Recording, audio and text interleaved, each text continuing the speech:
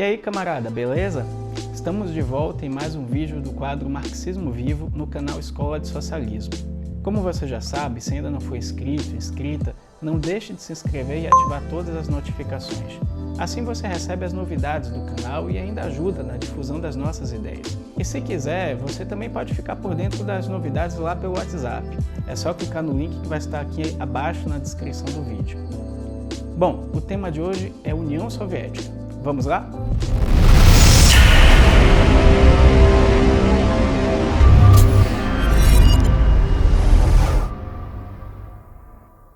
Falar da União Soviética não é tarefa simples. Trata-se de uma experiência que legou muitas lições, tanto de acertos quanto de erros que foram cometidos.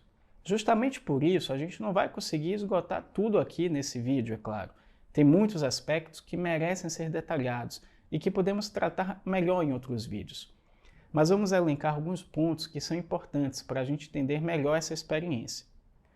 Para início de conversa, é importante dizer que a Revolução Russa de outubro de 1917 foi uma ruptura de significado histórico novo e de largo alcance.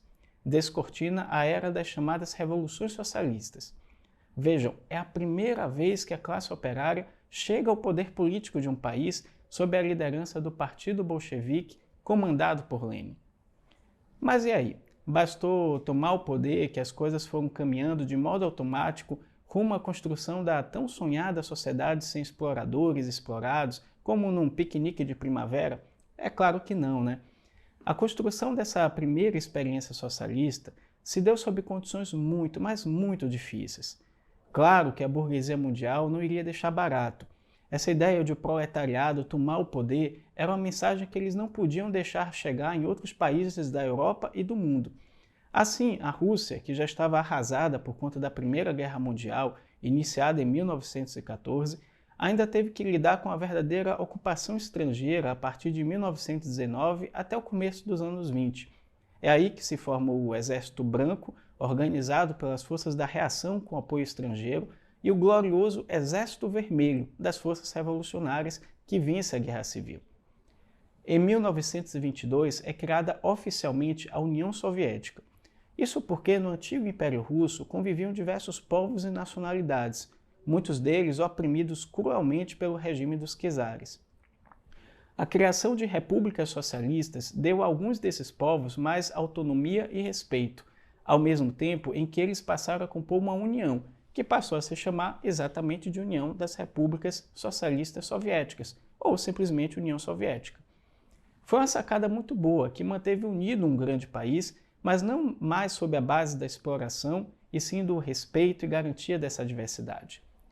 Nesse primeiro momento, era composta pelas repúblicas socialistas da Rússia, Ucrânia, Bielorrússia e Transcaucásia, e nas décadas seguintes, outras repúblicas foram criadas. Sem contar que o Partido Bolchevique encarou um fato novo na história. Ao contrário do que Marx elaborou, a Revolução Socialista havia ocorrido em uma sociedade pobre e com heranças medievais. Era um dos países mais atrasados do mundo. Logo, a questão do desenvolvimento econômico acelerado tornou-se a prioridade.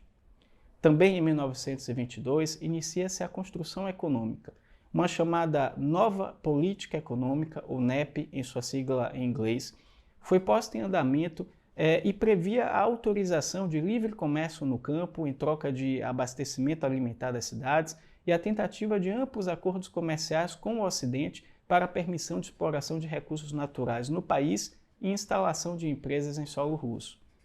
Tratou-se de uma forma de incentivar a produção agrícola e industrial através de incentivos materiais e o renascimento do comércio. Mas a NEP teve curta duração. O surgimento do nazismo alemão hostil para com a União Soviética e as crescentes necessidades internas de industrialização rápida e a viabilização de uma máquina de guerra pronta para enfrentar a ameaça externa levou a União Soviética a tomar o caminho da coletivização rápida, de forma que a agricultura fosse um elo de financiamento de um rápido programa de modernização. Esse modelo logrou muitos êxitos, garantiu a mais rápida industrialização da história e um regime de pleno emprego, enquanto o Ocidente sofria as consequências da crise iniciada em 1929. O resultado aqui é, de acordo com dados do historiador belga Ludo Martens, ao final de 1932, o produto industrial bruto da União Soviética tinha mais do que dobrado em relação a 1928, apenas 4 anos antes. Entre 1927 e 1937, um período de 10 anos, a produção industrial russa aumentou de 18 milhões de rublos para 95 milhões de rublos. A produção de aço passou de 3,3 milhões de toneladas para 14 milhões de toneladas. A produção de carvão saiu de 35 milhões de metros cúbicos para 128 milhões. E a potência elétrica saltou de 5,1 bilhões de kWh para 36,2 bilhões de kWh, dentre outros diversos dados. Ora, nenhum país capitalista foi capaz de produzir mudanças de tamanha magnitude em tão pouco tempo. Também foi implementado um amplo regime educacional, promovendo muitos avanços na área da ciência e criando um corpo científico bastante robusto. Lembre-se que foram os soviéticos a enviar o primeiro satélite ao espaço, o Sputnik, o primeiro ser vivo, a cadela Laika, que eu homenageio na minha camisa, e o primeiro ser humano, o cosmonauta Yuri Gagarin. Também foi uma soviética, Valentina Tereshkova, a primeira mulher no espaço. Vejam, o socialismo fez com que um dos países mais atrasados do mundo, em poucas décadas e enfrentando um cenário absurdamente hostil, se tornasse uma grande potência industrial, militar e científica. Não é pouca coisa, né? Tudo isso fez com que a União Soviética exercesse um papel decisivo na derrota do nazifascismo. Foram os soviéticos que pagaram a maior parte da conta desse enfrentamento. Foi em seu território que se desenvolveram as batalhas mais sangrentas, heróicas e decisivas, como Stalingrado e Leningrado, dentre outros. E foi a União Soviética o país a chegar em Berlim, derrotando de vez o regime de Hitler. Após a Segunda Guerra, surge um campo socialista que envolve também países do leste europeu. Além disso, a União Soviética desenvolve ações de apoio e solidariedade à luta dos povos colonizados e trabalhadores em todo o mundo, auxiliando, por exemplo, na independência de diversas nações do continente africano. Enquanto leis de segregação racial estavam vigentes nos Estados Unidos e em outros países capitalistas, o autor e cantor afro-americano Paul Robeson, que visitou a União Soviética em 1934, costumava dizer, abre aspas, a existência em si da União Soviética, seu exemplo perante o mundo por abolir todas as formas de discriminação com base na cor ou na nacionalidade, nos deu, aos negros, a oportunidade de alcançar nossa libertação completa dentro da nossa própria época. Fecha aspas. Vejam que ele foi perseguido nos Estados Unidos por conta dessas afirmações elogiosas da experiência soviética. Aliás, nos Estados Unidos, a tal terra da liberdade, qualquer um que fosse sequer suspeito de simpatizar com o socialismo era perseguido, podia perder o emprego e até mesmo ser preso. Também na União Soviética, que pela primeira vez uma mulher, a Alexandra Kollontai, exerceu um cargo equivalente ao de ministra de Estado. Kollontai se tornou a comissária do povo do bem-estar social logo após a Revolução de Outubro de 17. Também foi descriminalizado o aborto e assegurado o direito ao divórcio, dentre outros avanços para os direitos das mulheres. Mesmo que parte desses avanços tenha sido revertido nas décadas seguintes, passaram uma forte mensagem em defesa da emancipação feminina. Bom, todos esses avanços são muito legais, mas o fato é que a União Soviética deixou de existir em 1991. Isso foi produto de muitos erros cometidos ao longo de décadas. Analisar esses equívocos também é fundamental para aprender com eles.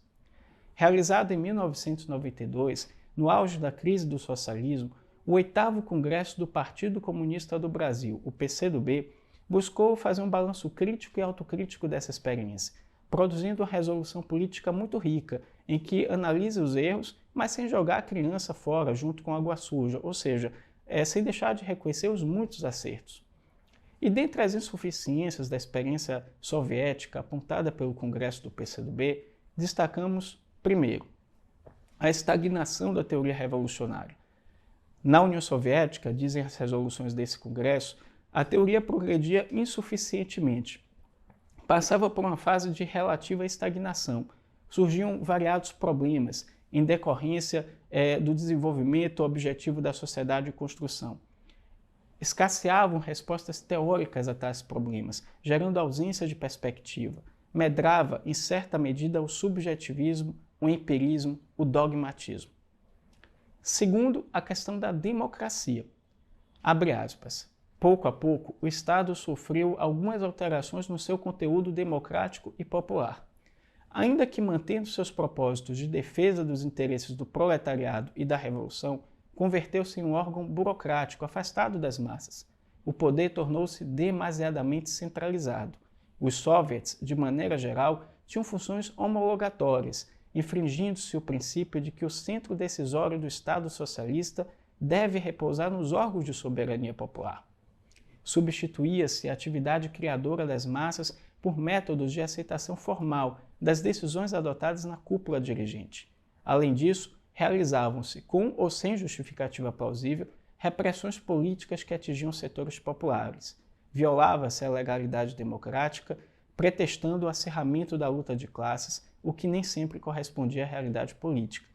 Tais repressões criavam um ambiente de temor que induzia à passividade e ao silêncio ante erros e defeitos existentes. E isso é muito importante. Não se pode desenvolver a sociedade na fase de transição sem o uso da democracia e da liberdade. Fecha aspas. Uma terceira questão é a relação entre Estado e partido.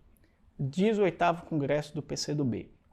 Estado e partido são coisas distintas, com funções definidas. Se não se estabelecerem relações justas, o partido acaba absorvendo a atividade independente do Estado. Cria-se um sistema fechado, ultracentralizado, nas mãos do partido, que poderia ser até bem intencionado e até mesmo justificado em momentos agudos da luta de classes, mas inadmissível do ponto de vista dos princípios revolucionários. O Partido Comunista da União Soviética, força que dirigia politicamente o Estado e a sociedade, contribuiu decisivamente para as deformações apontadas. Assenhoreou-se do Estado, monopolizou a vida da comunidade. Quarto, a degenerescência do partido. Pois o Partido Comunista da União Soviética mostrava-se ideologicamente enfraquecido. Criara-se um clima de autossatisfação e comodismo que vinha da vitória da Segunda Guerra. Tudo isso mostra que o Partido Comunista Soviético estava desarmado ideologicamente para defender as ideias revolucionárias. Já não respondia às normas leninistas de que o partido deve submeter-se permanentemente a um processo de autoconstrução ideológica, crítico e autocrítico, superando dialeticamente o que envelhece e abrindo espaço ao novo, revolucionário. E a quinta questão trata da direção de Estado. Aqui é preciso reconhecer o seu papel na construção econômica do socialismo e na condução da União Soviética durante o enfrentamento ao nazifascismo, o que não é pouca coisa. Mas, como principal dirigente do Partido Comunista da União Soviética e teórico marxista, tem responsabilidade também com o desastre sucedido com o socialismo na União Soviética. Stalin revelou também deficiências, cometeu erros, alguns graves, equivocou-se em questões importantes na luta de classes. Particularmente no fim da vida, exagerou o seu papel de dirigente máximo, caiu no subjetivismo e, de certo modo, no voluntarismo. Permitiu o culto à sua personalidade que conduzia à subestimação do partido enquanto organização de vanguarda. Bom, dentre outros, esses fatores que aqui pontuamos rapidamente, mas que cada um daria horas de um bom debate, foram as causas que fizeram cair a experiência socialista na União Soviética.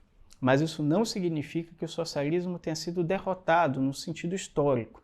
Pelo contrário, ele rejuvenesce, permanece atual e vivo nas lutas dos povos oprimidos em todos os cantos do mundo. Apenas inicia-se uma nova etapa, uma nova luta pelo socialismo. Mas isso nós vamos tratar em outro vídeo. Caso você queira conferir mais sobre o tema do vídeo de hoje, te indico duas leituras.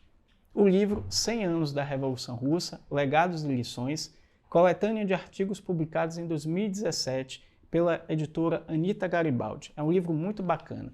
E também as resoluções do 8º Congresso do PCdoB, intitulado O Socialismo Vive, que aqui citamos nesse vídeo. Bom, por hora ficamos por aqui. Até a próxima e viva o socialismo!